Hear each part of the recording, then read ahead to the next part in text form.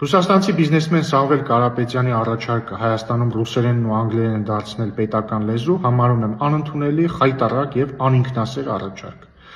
Մենք որևէ մեկի գաղութը չենք, մեր լեզուն էլ գիր ու գրականության կամ պաշտոնական շրջանառության ավանդույթ չունեցող լեզու չէ, որ գնանք ուրիշ ժողովուրդների լեզուները բերենք մեր դարձնենք պետական լեզու։ Քանի մենք իշխանության ենք, Հայաստանում լինելու է մեկ պետական լեզու հայերենը։ Իսկ ռուսաստանցի բիզնեսմենը թող ռուսերենով ու անգլերենով գնա իր մյուս հայրենիքներում, Կալուգայում եւ Կիպրոսում պետական մարմինների հետ հաղորդակցվի։ Կտրիչ Ներսիսյանը հայաստանյաց առաքելական եկեղեցու թեմերից մեկի անվանը փոխել, դարձրել է ուղղափառ, իսկ ռուսաստանցի միլիարդատեր Տաշիր Սամոն առաջարկում է ռուսերենը Հայաստանում որպես պետական լեզու ընդունել։ Հետևաբար, ինչ է սա, եթե ոչ Հայաստանը ծայրագավառ սարքելու փորձ։ Ինչ է սա, եթե ոչ Կտրիչ Ներսիսյանի ու ռուսաստանցի միլիարդատեր Տաշիր Սամոյի կողմից Հայաստանը գաղութ սարքելու փորձ։ Թերևս սրանով է նաև բացատրվում այն փաստը, որ Ռուսաստանից ժամանած Տաշիր Սամոն անմիջապես իր աջակցությունը հայտնեց Կտրիչ Ներսիսյանին, իսկ Կտրիչ Ներսիսյանն իր հերթին ի աջակցություն Տաշիր Սամոյի հոգևորականներին գործողում էր դատարանների դիմաց ակցիա իրականացնելու համար։ Թերևս մի բան ակնհայտ է, երկուսն էլ ծառայում են նույն նպատակին՝ Հայաստանը ծայրագավառ սարքելու։ Ժողովուրդ ջան, որքան մենք մոտենանք ընտրություններին, այդքան քաղաքական գերեզմանափոսում գտնվող մեռելները հարություն են առնելու եւ հիշեցնելու են իրենց տհաճ գոյության մասին։ Անհրաժեշտ է, որպեսզի մենք կարողանանք զանազանել կեղծ ինֆորմացիան ճիշտ ինֆորմացիայից։ Ինչու, որովհետև նրանց նպատակն է կեղծ ինֆորմացիայով հասարակության ներսում հիասթափություն առաջացնել, որի արդյունքում նրանք միգուցե փորձեն վերարտադրվեն եւ կրկին մեր հասարակությանը հիշեցնենք նրանց զզվելի ներկայությունը։ Բայց իրենց մոտ չի ստացվելու, որովհետև Հայաստանի Հանրապետության քաղաքացին գիտակից է, Հայաստանի Հանրապետության քաղաքացին կարողանում է տարբերել կեղծ ինֆորմացիան ճիշտ ինֆորմացիայից եւ ինչպես նախորդ տարիներին 2021-ին, 2018-ին, 2026-ին նրանց սպասում է խորը հիասթափություն։ Լավ եղեք։ Մամուլում լուրեր տեսա, որոնք անդրադառնում են քաղաքացիական պայմանագիր կուսակցության համամասնական ցուցակի ձևավորման գործընթացին, իհարկե տարբեր դավադրական երանգներով համեմված, եւ իմ մոտ հարց առաջացավ, թե ներողություն, իսկ որտեղ են ձևավորվում մնացած քաղաքական ուժերի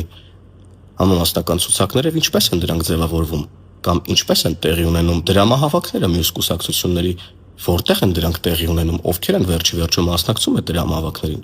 Իհարկե ես մի անգամ ասել եմ, որ այդ կուսակցությունները 30 տարի շարունակ դրամահավաք են արել, ուղղակի մարդիկ դրա մասին տեղյակ չեն եղել եւ իրենց կամքով չեն մասնակցել այդ դրամահավաքներին։ Եվ նրանք ըստ էության սովոր չեն ժողովրդավար եւ բաց թափանցիկ գործելավոճին։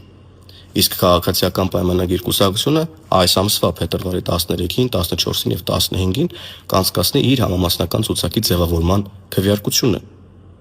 որը վերարցակվի ուղիղ եթերով, բաց թափանցիկ տրամաբանությամբ եւ բնականաբար ժողովրդավարական սկզբունքներով։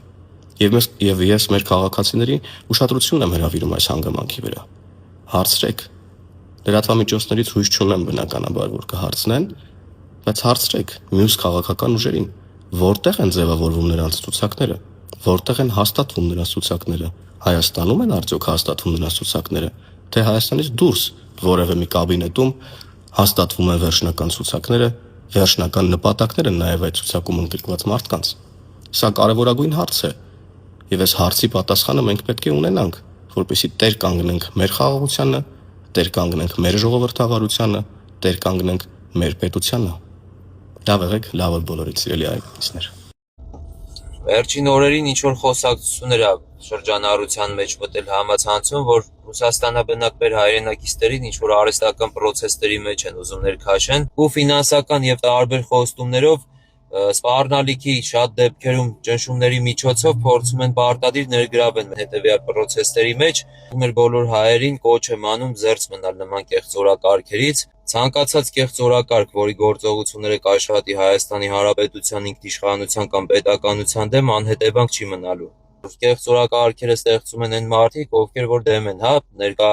Հայաստանում իրողությանը, այն որ 2 տարի սահմաններին կրակոց չկա կամ Հայաստանում խաղաղություն է ձևավորվել ու մեծ թափով Հայաստանի Հանրապետությունը շարժվում է առաջ, թե արտաքին քաղաքականության մեջ, թե այդքան դպրոցներ, մանկապարտեզներ, ճանապարհներ եւ ամեն ինչ, որ Հայաստանի Հանրապետությունում ինչը որ 30 տարի չի արվել, այդ աշխատանքները մեծ թափով առաջ է գնում, երևի շատերին դուր չի գալի, դրա համար կեղծ օրակարգեր են ստեղծում։ Մնացածը ժողովուրդ ջան, ամեն ինչ արվում է Հայաստանի Հանրապետությունում, որ կյանքի որակը այնքան լավը լինի, որ դուք էլ երբ գաք Հայաստան, այնքան լավ զգաք ձեզի, կարողա միգուցե էլ չուզենաք գնաք այլ երկիր։ Իսկ կեղծ օրակարգեր ստեղծողների մոտ բարձ է ինչ թեզ է աշխատում, երևի իրենց համար ավելի շահեկան է, որ դուք շարունակեք մնաք Ռուսաստանում կամ եթե Հայաստանում էլ մնաք, այդ գուբերնիայի մոտեցումը Հայաստանի Հանրապետության նկատմամբ, մնացած դատողությունները թողում եմ ձեզ, լավ մնացեք ժողովուրդ ջան։